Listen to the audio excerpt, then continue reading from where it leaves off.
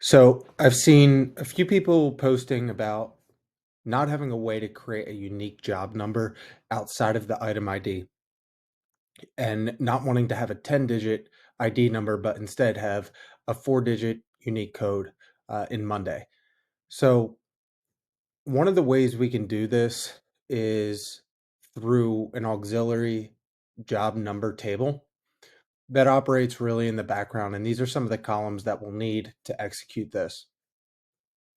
Now, this setup is a little unique because this Monday account, does not currently have access to the workflows feature. So we actually had to do it with the automations, the board automations. So it made it a little bit more difficult, a little bit more of a roundabout way to create the automations and get a unique job number. But I'll walk through basically how we do it. First, I'll start off with just displaying what the result is. So what we have here is we'll go ahead and we'll create a new item. We'll just let it be new item.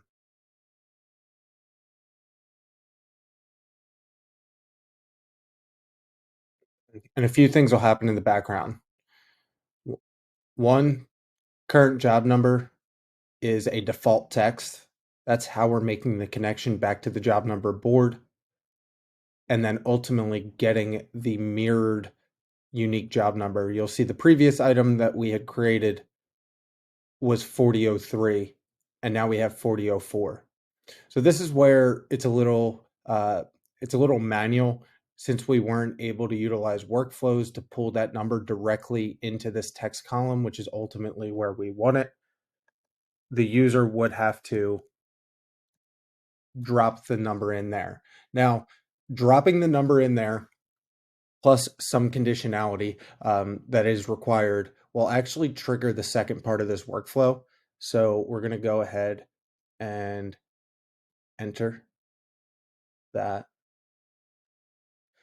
We'll see the update job number, and it's going to clear the column. This way, that current number is not sitting there through the life of the item, but now we have a unique job number that is generated by the system and can be easily communicated to the rest of the team as they create new items. And we'll just do one more test. It's got a filter, so it takes a second for it to show back up, and we should see 4005. Take it in there, dump it into the text column, and there's our number. And we'll clear it. So what's happening here is a couple different automations on the actual sales board where we're initiating the job number. We're saying when assigned job changes. So when the assigned job number changes, connect the item where the job number sync matches name in test number by this logic. Okay, so what's happening here? This is that default text column that's saying connect job number is connecting back to the job number board where the name is current job number. So this default text is initiating the connection to the job number board. And that's how we're seeing it connect in this connect boards column. Now that we have that set up, so we're able to broadcast the current job number into this mirrored column, we have another automation that is saying when the job number changes. So now that we have it in the mirror column, we're going to drop the new copy and paste the new job number into that text column as I showed in the example. And when that happens, and only if the assigned job is assigned, this is to make sure that no other changes are actually triggering this workflow. But it's going to update the job number and then it's going to update the job number status column and then clear the job number connect column. So that's where we saw this status column get updated, which we'll see the what this triggers in the job number board in a second. And then we're going to clear the column. And that's exactly what we just saw happen in that workflow. Now, what that looks like on the job number side is a really simple board. We have our item name. We have a numbers column. currently at 4006. We have a, a connect boards column and a mirrored column for that update. So what this is actually pulling in, and I'll quickly just connect one of these items so we can see it.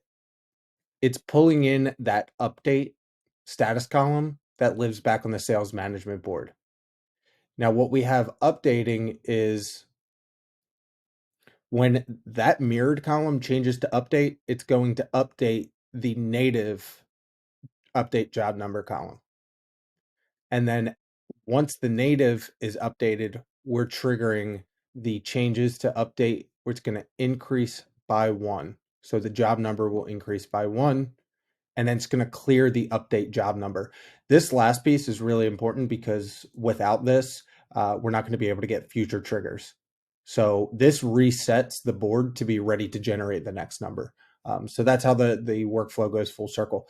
Like I said, this isn't the most straightforward approach. This was just me building an approach. A client asked me to build a job numbering system with 4-digit codes, and their account doesn't have access to workflows, and we wanted to try to keep it natively in Monday if possible. So this is the solution I landed on. Would love to hear your thoughts. I know that there's been a lot of talk about creating job numbers or creating unique numbers that are shorter than the 10-digit ID codes that you get from Monday. But the ability to do it in Monday has been sought after for a while. And I don't think I've seen too many solutions. So this is just one that I came up with pretty quickly today. Interested to hear your thoughts and looking forward to the next one. Thanks.